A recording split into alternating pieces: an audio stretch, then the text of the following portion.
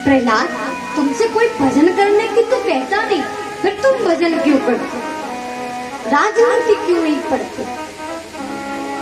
प्रहलाद कहते, राजनीति में मेरा मन नहीं लगता, पढ़ाई में मेरा मन नहीं लगता, मेरा मन भजन करने में लगता है। मेरा मन भजन करने में लगता है कि मन तो प्यारे एक है और चाहे जहां लगाई, तू चाहे हर को भजन करे और चाहे विजय कमाए। मन एक होता है, 10-20 नहीं होते। अगर मन 10-20 होते तो लोग 10-20 मनों को सारे कार्य सौंप देते, सारे कार्य सौंप देते। मन तो एक है। अगर 10-20 होते तो फिर क्या चिंता थी? फिर तो एक प्रभु के चरणों का भजन करता, अन्य संसार को भी देख ले। मन एक है, इसलिए इसे प्रभु के चरणों में लगाए रखो। गोपियां जब उद्धव इस देने के लिए आए तो गोपियों ने कह दिया, हमारा तो मन एक ही है, कोई 10-20 नहीं। जो दूसरा मन तुम्हारे ज्ञानोपदेश में लगा दे। हमारा मन तो हमारा कृष्ण ले गया, वो उसी के पास है, उसी के साथ है। इसलिए मन को देखते रहो कि मन कहीं बिगड़ न जाए। आंखों की चंचलता ही मन को बिगाड़ देती है। इसलिए इंद्रिय जिसके वश में होंगी, जो संयमी होगा, सदाचारी होगा, विवेकी होगा, उसका मन कभी उसे बिगाड़ नहीं सकता, कभी उसे गलत रास्ते पर नहीं ले जा सकता। मन रूपी लगाम को जिसने प्रभु के हाथों में थमा दिया, उनको समर्पित कर दिया, उस मनुष्य का शरीर रूपी रथ कभी गड्ढे में नहीं गिर सकता, क्योंकि उसकी लगाम प्रभु के हाथों में है। और जिसकी लगाम गोविंद के हाथों में है, अर्जुन ने अपनी बागडोर कृष्ण को सौंपी।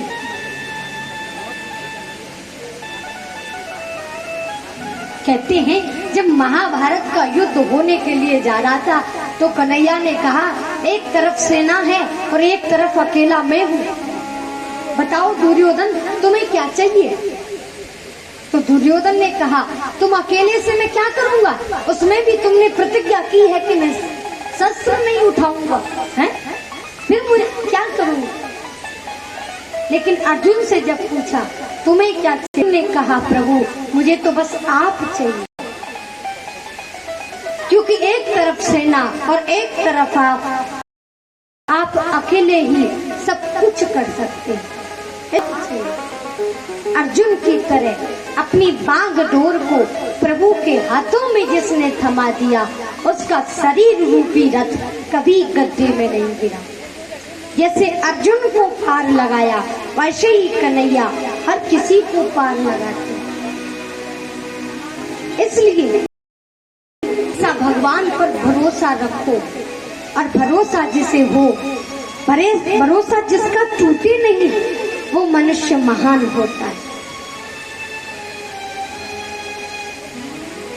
वो मनुष्य महान होता है।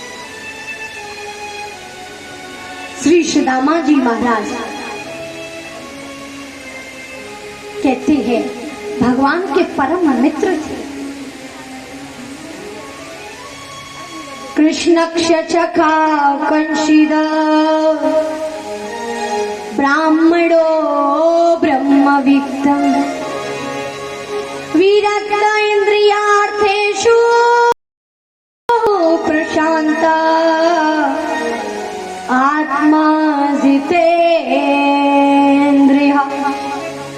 विषयों से वैराग्य जिनको हुआ, अपनी इंद्रियों पर संयम जिन्होंने किया, ऐसे श्री सुदामा जी महाराज हैं। सुदामा जी महाराज अपनी सुदामापुरी में रहते, गोविंद का नाम जप करते रहते। विप्र सुदामा बसत है सदा आपने धाम, दीनहीन तनु जपत हरि, देते सबको ज्ञान।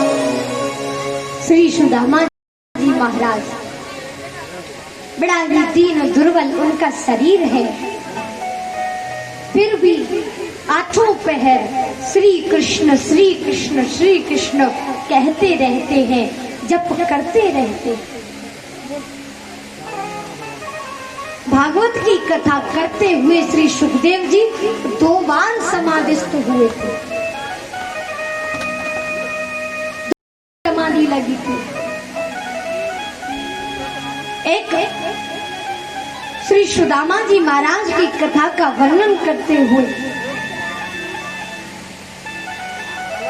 और दूसरी श्री कृष्ण गोप बालक गाय बछड़े आदि का रूप जब लेकर के आए तो ब्रह्मा जी को मोह हुआ, इसलिए ऋषियों ने उन्हें वेदों मंत्रोच्चारण के द्वारा जगाया। ऐसी है श्री सुदामा जी महाराज की कथा। सुदामा जी महाराज की पत्नी का नाम कौमुदी है।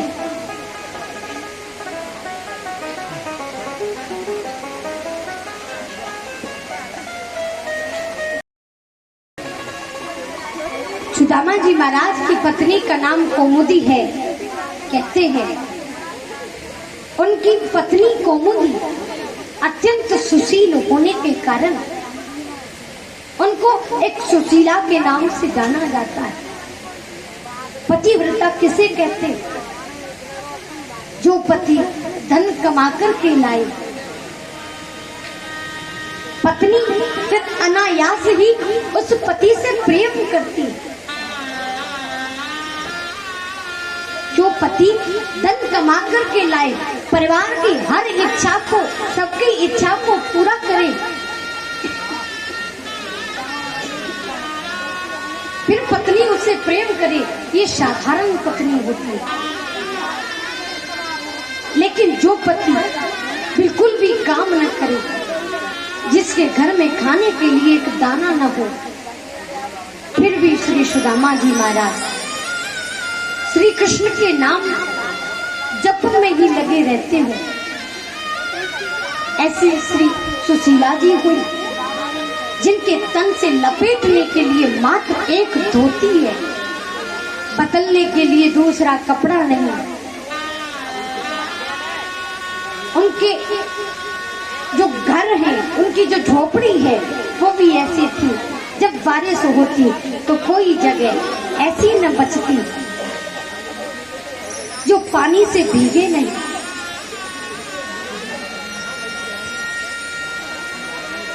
फिर भी सुशीला अपने पति के चरणों में अनन्य प्रेम करती,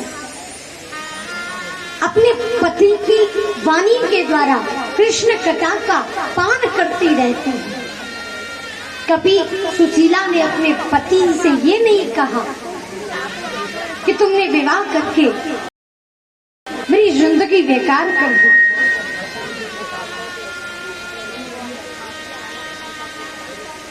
कभी नहीं कहा अपने पति से कि तुमने विवाह करके मेरी जिंदगी बेकार कर दी।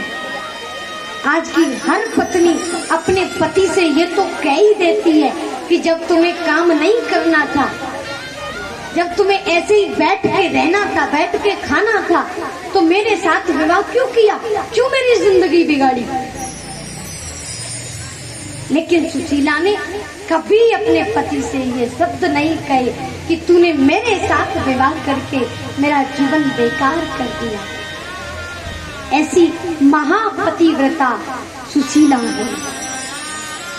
उनका नाम कौमुदी है, परंतु सुशीलपन होने के कारण लोगों ने कौमुदी को सुशीला के नाम से जाना। सुदामा जी महाराज कहते हैं, पोरबंदरवासी महाज्ञानी, जितेंद्रिय और पवित्र ब्राह्मण श्री कृष्ण के परम मित्र हैं।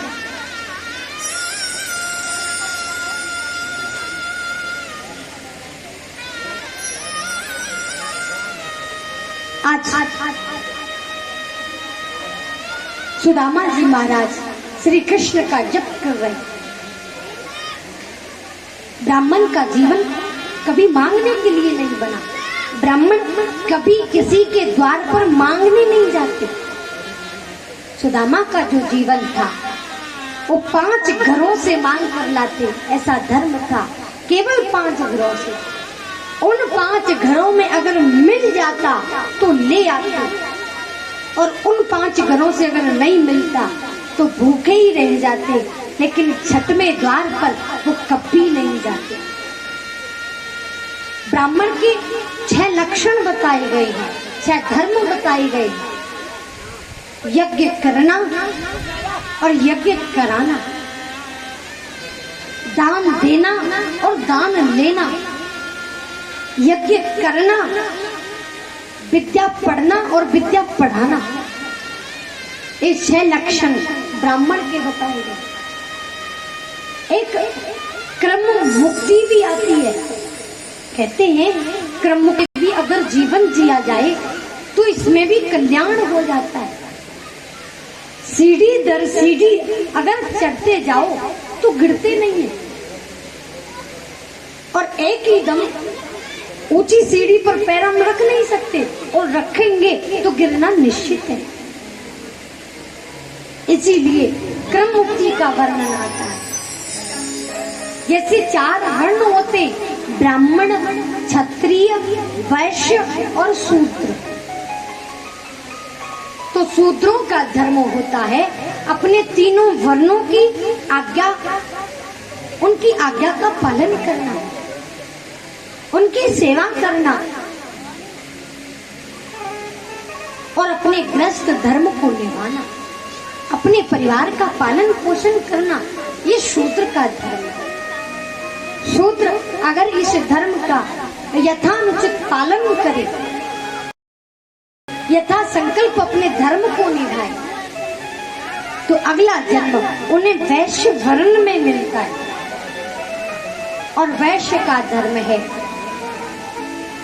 ब्राह्मण और क्षत्रिय, इन 2 वर्ण की आज्ञा पालन करना, इनकी सेवा करना, अतिथि धर्म को निभाना, गृहस्थी धर्म को निभाना, व्यापार करना, खेती करना,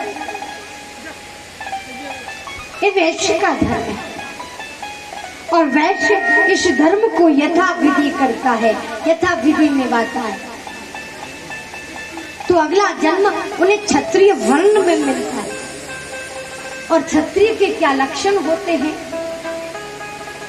यज्ञ करना, यज्ञ कराना, क्षत्रिय धर्म का पूरा पूरा पालन करना, ब्राह्मण वर्ण की सेवा करना और अपने गृहस्थी धर्म का पालन करना, करना, ये क्षत्रिय धर्म होता है। अगर क्षत्रिय इस धर्म का पूरा पालन करे तो अगला वर्ण उन्हें ब्राह्मण वंश में मिलता है। और ब्राह्मणों के 6 लक्षण जो अभी बताए, यज्ञ करना, यज्ञ कराना, दान देना, दान लेना, विद्या पढ़ना और दूसरों को पढ़ाना, ये ब्राह्मण का धर्म होता है। ब्राह्मण इस धर्म को यथाविधि करे तो फिर 1-2 अग्निहोत्री, ब्रह्मनिष्ठ एक दो जन्म और लेने पड़ते हैं, उसका कल्याण हो जाता है, वो मुक्त हो जाता है। अगर हम सीढ़ी दर सीढ़ी चढ़े फिर भी हमारा कल्याण है। सुदामा कभी किसी के द्वार पर मांगने नहीं जाते, 5 घरों में मांगने जाते, उनसे मिल जाता तो पा लेते और नहीं मिलता तो भूखे ही रह जाते। हर समय श्री कृष्ण श्री कृष्ण श्री कृष्ण जप करते रहते। कई कई दिन उनके बच्चों को भूखे ही व्यतीत हो जाते। सुदामा अपनी विद्या का उपयोग भोग के लिए नहीं, भगवान के लिए करते। सुदामा के घर दरिद्रता का राज्य था, लेकिन कहते हैं दरिद्र जो प्रभु को भूल जाए। और सुदामा दरिद्र नहीं है, क्योंकि वो हर समय प्रभु का जप करते रहते, उनको याद करते रहते। धनवंता ताहि जानिए या पे राम नाम धन हो। जिसके पास राम नाम रूपी खजाना है वो सबसे ज्यादा धनवान है। इसलिए राम नाम रूपी खजाना कभी हमारे पास से खत्म न हो, कभी दूर न हो। सुदामा जी महाराज आज तो नाम के विपरीत गुण देखे जाते, लेकिन जैसा सुदामा का और कौमुदी का सुशीला का नाम है, वैसे ही उनके अंदर गुण भी है।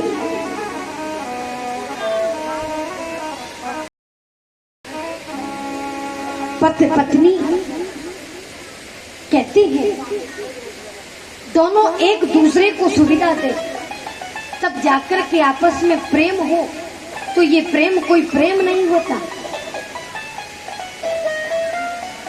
पत्नी अपने पति की सेवा करे, जो पति धन कमा करके न लाए फिर भी धन्य है ऐसी पत्नी के लिए। गृहस्थाश्रम सबसे श्रेष्ठ बताया गया है। सुशीला पति से प्रभु कथा सुनती रहती थी। कई बार बालकों को भी खाने के लिए कुछ नहीं मिलता। जब कई दिन हो गए सुशीला से उनकी दशा देखी नहीं गई, एक दिन अपने पति श्री सुदामा जी से बोली, हे प्रभु, मैंने सुना है कि बचपन के मित्र तुम्हारे कन्हैया हैं, श्री श्याम हैं, प्रार्थना करती है। तो सुदामा ने कहा, हाँ सुशीला, मेरे मित्र कन्हैया हैं। सुशीला ने कहा, तो फिर आप उनके द्वार पर क्यों नहीं चले जाते? वो ये सोचकर बात करती हैं, बड़ी कुशलता पूर्वक कहती हैं कि वो आपके मित्र हैं, आप उनसे मिलने के लिए चले जाइए। वो जानती थी परमात्मा तो 1000 नेत्रों वाले हैं और वो श्री सुदामा जी को देख करके ही समझ जाएंगे कि सुदामा किस दशा में है।